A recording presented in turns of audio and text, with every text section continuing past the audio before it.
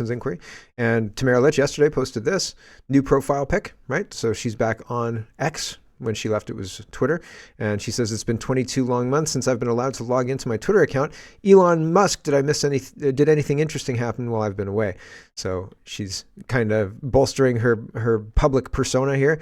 And Andrew Lawton's tweeting about her. She's back, he says, after nearly 2-year-long social media ban due to bail conditions. Tamara Lich reactivated her X account.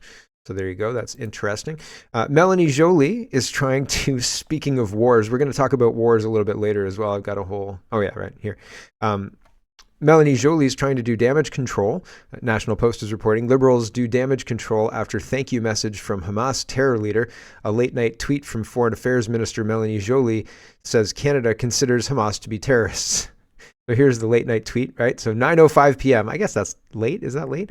And Melanie Joly says, Hamas are terrorists. Our statement was clear. For a ceasefire to be sustainable, Hamas must release all hostages, stop using Palestinian civilians as human shields, and lay down its arms. They have no future in Gaza. We continue to unequivocally condemn Hamas's terror attacks on Israel on October 7th, the appalling loss of life, and the heinous acts of violence perpetrated in those attacks, including the orchestrated attacks of sexual violence. They do not represent the legitimate aspirations of the Palestinian people. What? My question is, how does Melanie Joly know what the Palestinian people want? She doesn't know what the Canadian people want. Why does she know what the Palestinian people want? She knows what the Iraqis want. They want $10 million, right? What would you guys like to become coders? $10 million? I think we could do that. We could do that.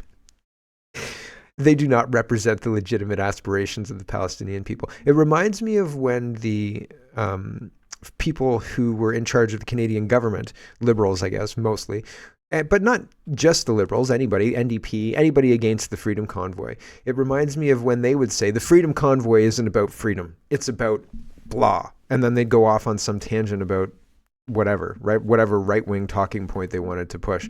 It's a very interesting situation when somebody who has absolutely nothing to do with the governance of Hamas or the governance of Israel or the governance of Gaza or the governance of Palestine, nothing to do with any of that. This person works for Canada. Now, granted, she's the foreign affairs minister, but she is not necessarily influencing anything there.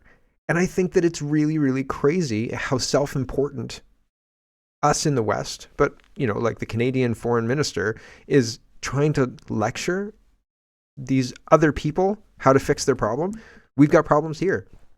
She should look inward, stop pretending like she knows how to solve all their problems, butt out. I don't know. Making sure that your position is clear is one thing. But the last sentence here, talking about they do not represent the legitimate aspirations of the Palestinian people, I don't know how you can include that and be serious about it, right? Like, I think she doesn't know. How could she know? What's she basing that on? Like her feelings, her intuition, her gut, right? Did she poll some people while she was there? Did somebody tell her that? Somebody told her that? Who? Where's the reference? Does not represent the Palestinian people. Fine. Have you seen the polls? Because it seems like they do. But okay, I guess the Canadian foreign minister knows better. Anyway, Garnet Genius is saying after 8 years of this NDP Liberal government, Canada's national debt has more than doubled, and more money is being spent to service that debt than is being transferred to provinces for healthcare. I have a problem with the idea that the federal government is needing to send, like, healthcare is a provincial responsibility. So if the province can't deliver healthcare with provincial taxes, then we need to have a conversation about the whole system. And it's like what I was talking about yesterday. If the system's broken, we have a 14-year wait for affordable housing. Well, your system doesn't effing well work, does it? Like your solution isn't a solution, right? Like that's not solving the problem. And I mean, like if you get something like a roof leak, you can't ignore it, right? Like you can't just, I mean, I guess you could. You could just say the ceiling leaks and just ignore it. But it would get worse every time the leak happened. And like it would correlate with rain. You'd be like, oh man, it's raining outside. It's probably going to be leaking in the house, right? I hope somebody's put the bucket down, right? So you could mitigate it a little bit so it won't destroy the carpet too, ish, right? So you put a bucket down instead of fixing it, and you could ignore it, I guess. But at some point, you have to address the root cause of the problem, or it's just going to get worse. And if addressing the root cause of the problem is begging the feds for more money with strings, that's not a solution, for crying out loud. Holy cow. Like, we can't ask these Canadian people to pay more. We have to ask you, the federal government, to tax them more so we can take money from you. So you're the bad guys and not us. It just seems like somebody paying one credit card with another credit card. Right? Anyway, back to this. We're in the midst of an affordability crisis, and the direct result of reckless deficit spending, and middle and low income families are feeling it the most. Conservatives are the only ones who will work to make life more affordable for Canadians. Well, that's not true. I mean, that's not true at all. Absolutely not true. Here is this exchange. Mr. Speaker, this government likes to now lately claim they've had a conversion to concern about affordability. Meanwhile, for years they've been running a horrifying economic experiment. They've massively increased spending. They've more than doubled our national debt. We know now that they're spending more on debt servicing than they're sending to the provinces on health care. Outrageous amounts of money in debt servicing costs. This is what's making life less affordable for Canadians. So fundamentally, if they claim to have had this conversion to concern about affordability, will they tell the House when will the budget be balanced? Mr. Speaker. No. They're not going to tell the House when no, they don't know when the budget's going to be balanced. Chrystia Freeland doesn't even really know what that means. Budget's balanced. Thanks for the question. That's a great question. All Canadians know. I'm just going to look at what balanced means. My gosh. David says two officials resigned from Yonge and Dundas Square management team after council changes name. So the corporate governance and democracy progressive style, get used to it, Toronto. So Sokofa Square, right, is down. The Wall Street Silver again is noting Canada and Canada's decline. This is the line, he says, at one of the food banks in Toronto, Ontario. Canada now has a record 2 million people a month eating at food banks. Most of these people have jobs and can't afford the cost of living crisis in Canada. Justin Trudeau needs to go. Canada used to be a wealthy country where these things were rare. Yeah, it used to be that this would be intolerable. The media would be screaming that this was Harper's fault. If this was a conservative leader, or let's just use Harper, right? They'd be saying, this is Harper's fault. It's his mismanagement that's, needs to go, throw out the bum. If we had an NDP government, this wouldn't happen, et cetera, et cetera, et cetera. So pretty wild stuff. But it looks really, really similar to Paris. This Eastern European tourist is somewhat shocked by what he sees in Paris. Are you? So it's not as bad as Paris. But if you thought that you were seeing the city of love, well, it's not anymore, right? Like it's shanty towns. It's street markets. It looks very, very different. And these guys aren't lining up for food bank. They're selling their goods and things like that. But it's a very, very different feel than the city of love, right? Where it used to be. So what it used to feel like. And there's encampments here as well. So and filth all over the place, dirt all over the place, like garbage, trash just strewn about, and crowds of people. So it's a very, very different place. And that's what's going on here as well, with more and more people flooding in. And carbon tax is different here. And I don't know what the difference is with regards to how much migrants get, but there's probably a difference with regards to how much French migrants get versus Canadian migrants. This is interesting. The Ukrainian war has a comic recently where Zelensky is picking Biden's pocket, right? And he's stealing the money, right?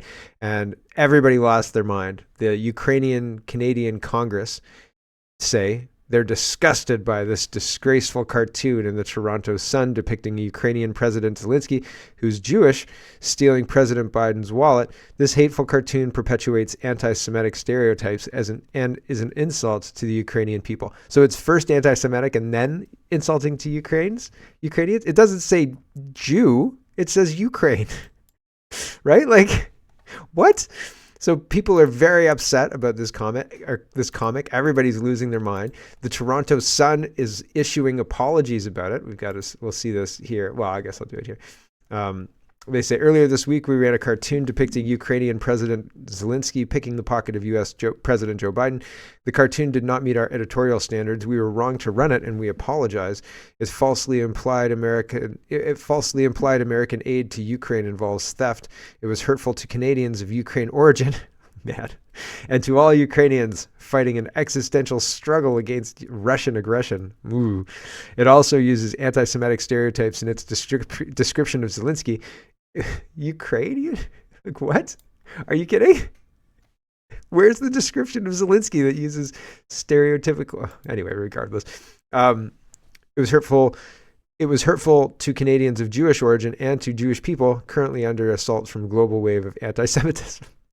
We failed them, and we failed all of you, our readers. The syndicated cartoonist behind the cartoon will no longer run in our newspaper. We promise to do better in the future. Wah, wah. Like, honestly. So everybody's lost their ever-loving minds, and people are responding, I guess. The liberals who support Zelensky in Ukraine are upset with this cartoon from the Toronto Sun. They're calling it anti-Semitic because Zelensky has Jewish parents. I don't think actually Zelensky's Jewish. I thought he was Christian. Anyway, back to this. Seems they're grasping at straws, or did this cartoon hit too close to home? And this is Yaroslav Barin, and he says, way to go, the Toronto Sun. You've managed to insult Ukraine dignity during their existential struggle for survival.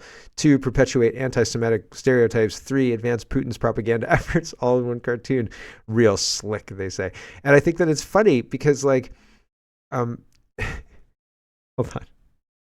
They're not going after the cartoonists. They're going after the Toronto Sun because they feel like that's the chink in the armor. You can get past that part. You can make the Toronto Sun drop that cartoonist and then, hit the cartoonist where it hurts. So I guess they're going after the cartoonist by going after the Toronto Sun. But still, right? It seems very interesting to go after the publication that ran the cartoon.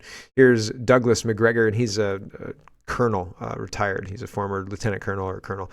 He says the Ukrainian nation is effectively dead. It's comatose. Well over 14 million civilians have left the country. Over 500,000 have died. Putin has done everything he can to avoid a war with the U.S. and NATO, and we have done everything we possibly can to provoke it. Enough. So yeah, I think that that's very true. And it's unfortunate because, well, I mean, we shouldn't be provoking these wars, but we definitely are. Like, the West seems to be doing everything it can to make sure that Russia doesn't get what it wants with regards to NATO. And Russia seems to be real chill about the whole thing.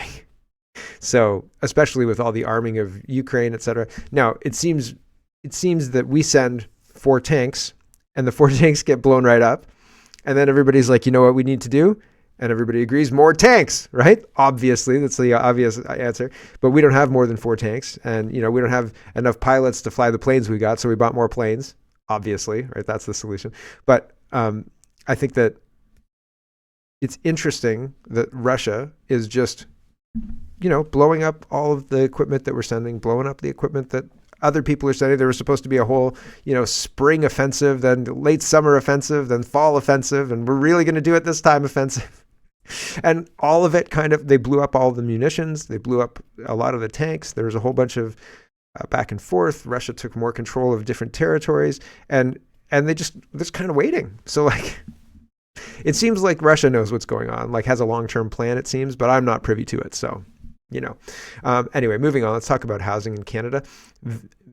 VAM Angus Topshee says, we're aware of recent reports about our sailors struggling with housing in the Halifax region. Sorry, I want to be clear who this person is. He's the Vice Admiral VAM Angus Topshee. Okay. Okay. Vice Admiral Angus Topshee. Haha. I don't know why would he have VAM? Oh, VAM? Vice Admiral. Okay. Angus Topshee, 38th Commander of the Royal Canadian Navy. Okay, so he says, we're aware of recent reports about our sailors struggling with housing in the Halifax region. These are concerning, and we're actively investigating. None of our serving members should be homeless. If you know a sailor or other CAF member who needs help, my direct messages are open. And he says it in French. And then Mark Norman weighs in, and he says, Admiral, let us know what we can do to help. And he tags other people in there. And I just thought that's pretty wild. And I ask what we can do if the Senate's also been compromised by China, which we're going to talk about in a minute. Roman Baber is taking note of the $10 million heading to Iraq for Iraqi youth. And he's responding to the CBC article I showed you yesterday. Deepening unemployment crisis among Iraqi youth prompts $10 million federal investment from Canada. International Development Minister made the announcement in Windsor, Ontario on Wednesday.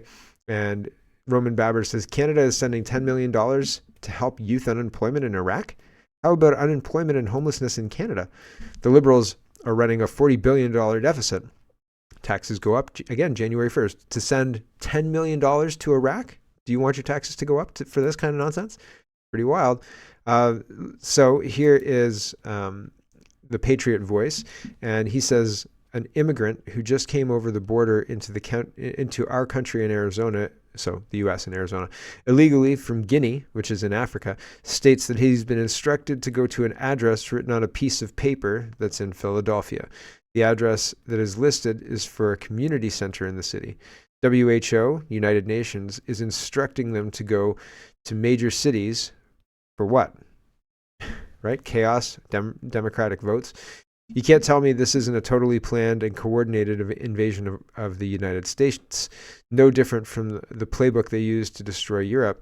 This is happening every single day in the tens of thousands, and absolutely no one is stopping it. Yeah, it's been going on since before 2015. I remember hearing about the southern border in the United States in Texas and people leaving Texas because of how many people were crossing through Texas, crossing into Texas and across Texas. And thinking, because at the time I was more lefty, but I heard about it and I thought, that's probably a big problem. Like, you probably have to get a hold of that. You can't have just like an open border. And I was very proud of Canada at the time for having borders that weren't as porous as the United States. But I thought to myself, that's probably because the United States is down there. But also, we had at the time pretty robust borders. You couldn't just walk into Canada. There's also, I guess you could just walk into Canada, but if you were doing that, you were doing it from the States, right? And so not a lot of incentive to do that. But it's been happening for 20 years, probably all through the 90s as well, but at lower levels, at lower rates, because higher rates would have been intolerable. But maybe I'm wrong. Maybe it was just as high back then too. But things seem to be, well, the Texas governor has signed laws that make it illegal to cross illegally into Texas. So they're going to arrest and deport people who do that. Arrest, maybe not deport. I don't know if they can. But I'll let you know if I find out. Here is the interview of the guy from Africa. Here we go. Where are you from? Guinea Conakry. Where? Guinea Conakry. Guinea, okay. Yeah. And where in the U.S. do you want to go to? Philadelphia. Philadelphia. Yeah. Why Philadelphia? I have paper. I don't know the place. Let me check the place. I want to check the place. Okay, so just an address in Philadelphia to go to? Okay. Where are you from? Guinea Conakry. So that's pretty wild stuff, right? The idea that a whole bunch of people are just crossing the border and they're going to Philadelphia and other places in the U.S. for what? To do what? Inside Paper is reporting, China is the #1 country sending students to the U.S., data shows. So that's pretty wild. And Wendy says, how do you defeat a country from the inside? You insert spies in the highest level of government, and then you send a steady flow of your military dressed as civilians across their open border to lay in wait for orders. So yeah, yep. And that's what my dad says. That's what my dad was saying. He was saying all these students who are coming in because they are not what they seem. There's more than meets the eye, he says to these students. And he's been saying that for years as well. And probably before I was taking him seriously, really. Moving on, CBC is reporting new villages are sprouting in northern Ontario wilderness, and the province says it's keeping tabs on them. Interesting. Keeping tabs on northern villages sprouting up. Province says it remains concerned about the safety of off-grid communities. Provincial inspectors have visited some of the controversial off-grid communities being built in the northern Ontario wilderness. At least one of these new villages welcomes the government oversight. I'm feeling great about it, says Tanner Demers, D, one of the 160 members of the Swan Lake community, not too far from Kirkland Lake. The government has been nothing but helpful to us because they just provide us with more information about how we can move forward with the project. Several of these new communities were were marketed in recent years under the name of medieval villages. I've never heard of a medieval village, promising a low-cost building lot on a piece of bushland in an unincorporated township outside of a city or town and outside of municipal planning rules. There is a community known as Longview near the existing village of Charlton and plans for an off-grid waterfront development on Lake Kenogami. The wilderness development raised concerns from neighboring municipalities which are worried about the impact this could have on the environment. Oh, yeah, as well as already strained local services such as healthcare and landfills. They call on the provincial government to take action, and this summer and fall, officials from the Ministries of Environment as well as Municipal Affairs and Housing did several site visits. Demers described the visits to Swan Lake, currently a collection of about a dozen cabins and trailers with only a handful of full-time residents, as preliminary. He said testing has been done of the ground and surface waters near the community, plus discussions around long-term plans for well and wastewater treatment. Demers, who sits on the Swan Lake Association as Secretary-Treasurer, said they also discussed the change in provincial law that took effect last month, enabling the building code to be enforced in areas outside of municipal boundaries. Already home to hundreds of people across northern Ontario, having some enforcement of the building code is only going to provide us with safer dwellings, safer structures for communities, not even just for our project, but for all unorganized areas. The Ontario government did not make anyone available for interview, but provided the following statement. The province remains concerned about off-grid communities in unincorporated areas and the potential for them to be unsafe for the inhabitants and place significant pressure on neighboring municipalities as well as the environment, the statement reads.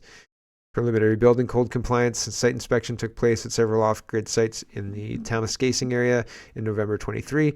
The observations made during these inspections are currently being reviewed to assess compliance with all applicable laws and regulations.